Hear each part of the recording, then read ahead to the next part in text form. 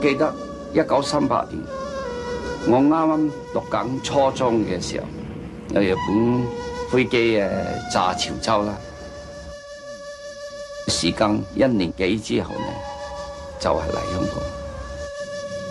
太平洋戰爭發生之後呢，就係我爸爸同我喺香港冇幾個月咧，佢就入公立醫院，就有肺病。個肺病入醫院，你咪要走去買啲舊書有關點樣醫肺病嘅，同埋點樣令到佢個肺病咧係即係日常嗰個喺醫療嘅期間有幫助。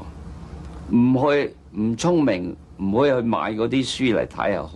嗰時13歲啫嘛，一睇咗之後呢，你先嚇一跳，所有症狀我冚唪唥有。細佬哥嗰段時間係好辛苦，個苦在呢，你冇一個人可以俾你講，你唔通寫信同媽媽講，絕對唔會嘅。一生之中呢，任何唔得意嘅事，永遠唔好冇同媽媽講。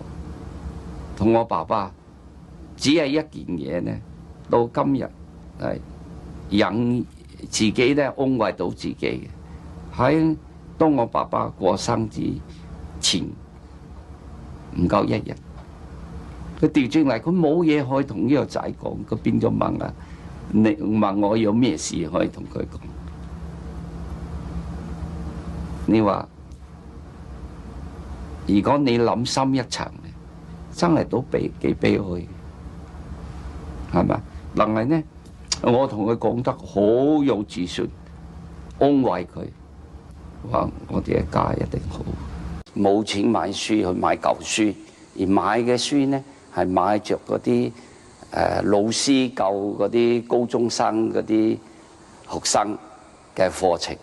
咁樣我變做呢，只要一本詞去，一本嗰啲老師教學生嗰啲課本呢，我就可以自修啦。所以一路呢，我舊書睇完，我又再去買咗本舊書。所以喺嗰個環境之下，自己一方面為咗個前途，無論嗰個工作係比較低微都好啦，係你細路哥14、15歲識得做咩，但係呢都係盡量使到個工作做得好，自己學問提高。